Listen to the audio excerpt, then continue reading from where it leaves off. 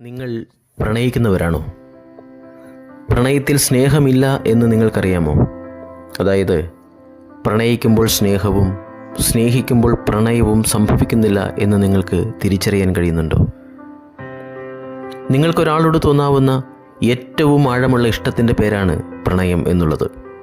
സ്വന്തമാക്കി അനുഭവിക്കാനും ചേർത്ത് പിടിച്ച് ആസ്വദിക്കാനുമുള്ള വ്യഗ്രത മാത്രമാണ് അത്.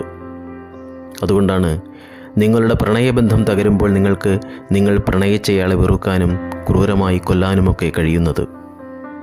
അപ്പോൾ പ്രണയിക്കരുത് എന്നാണോ പറഞ്ഞു വരുന്നത്? ഒരിക്കലുമല്ല.